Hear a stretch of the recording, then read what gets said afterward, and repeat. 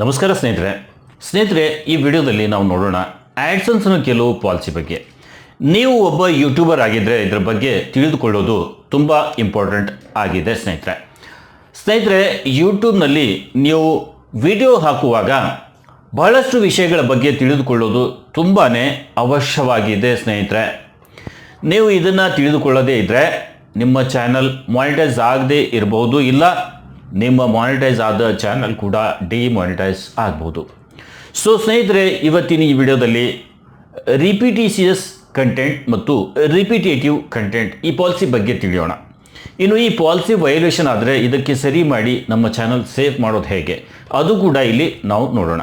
So ಹಾಗಾಗಿ ಈ video ಪೂರ್ತಿ ನೋಡಿ ಸ್ನೇಹಿತರೆ, ನೀವು ಇನ್ನೂ ನಮ್ಮ Kannada creator guide channel subscribe ಆಗಿಲ್ಲ ಅಂದರೆ ಈಗಲೇ ಚಾನಲ್ ಸಬ್ಸ್ಕ್ರೈಬ್ ಆಗಿ, ಹಾಗೆ ಪಕ್ಕದಲ್ಲಿ ಬೆಲ್ ಬಟನ್ ಒತ್ತಿ ಆಲ್ ಸೆಲೆಕ್ಟ್ ಮಾಡಿ. ಹಾಗೆ ಸ್ನೇಹಿತರೆ, ವಿಡಿಯೋ ಈಗಲೇ ಲೈಕ್ ಮಾಡಿ. ಬನ್ನಿ ಸ್ನೇಹಿತರೆ, ವಿಡಿಯೋ ಸ್ಟಾರ್ಟ್ ಮಾಡೋಣ. ಸ್ನೇಹಿತರೆ, ರಿಪಿಟಿಷಿಯಸ್ ಕಂಟೆಂಟ್ ಮತ್ತು ರಿಪಿಟೇಟಿವ್ ಕಂಟೆಂಟ್ ಬಗ್ಗೆ ನೋಡೋಣ ಬನ್ನಿ.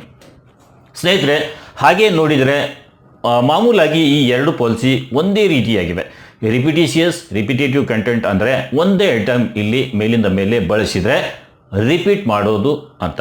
ಸ್ನೇಹಿತರೆ, ನೀವು ನಿಮ್ಮ ಯೂಟ್ಯೂಬ್ ಚಾನಲ್ ಮೇಲೆ ಸ್ವಂತ ಕಂಟೆಂಟ್ ಕ್ರಿಯೇಟ್ ಮಾಡಿ ಅಪ್ಲೋಡ್ ಮಾಡ್ತಿದ್ದೀರಾ.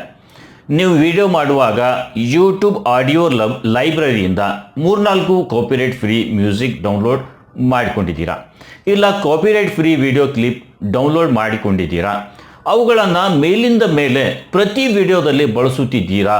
ಏನೋ ಒಂದು ವಿಡಿಯೋ ಮಾಡಿ ಅದರಲ್ಲಿ ಬರೀ ಟೆಕ್ಸ್ಟ್ ಸ್ಕ್ರಾಲ್ ಆಗ್ತಿರುತ್ತೆ.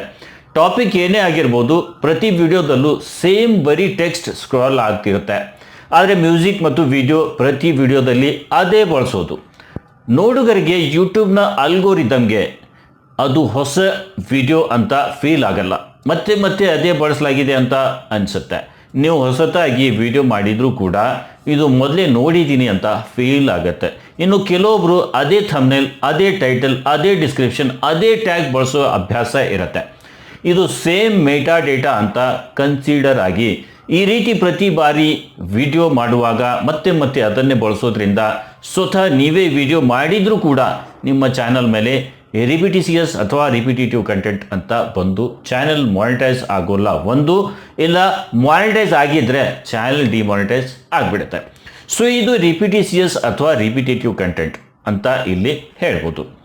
ಹಿಂದೆ ಹೇಳಿದ music, video clip, thumbnail, title, description, tag ಇವೆಲ್ಲ ನೀವು ಮತ್ತೆ ಬಳಸಬೇಕಾದ್ರೆ ಸ್ವಲ್ಪ ಗ್ಯಾಪ್ ಇರಬೇಕು. ಅಂದರೆ 10-20 ವಿಡಿಯೋ ಮಾಡಿ ಆಮೇಲೆ ಇದನ್ನು ನೀವು ರಿಪೀಟ್ ಮಾಡ್ಬೋದು. ದಿನ ಸಿಮಿಲರ್ ವಿಡಿಯೋ ಮಾಡಿ ಹಾಕಿದರೆ ತೊಂದರೆ ತಪ್ಪಿದ್ದಲ್ಲ, ನೆನಪಿಡಿ ಸ್ನೇಹಿತರೆ.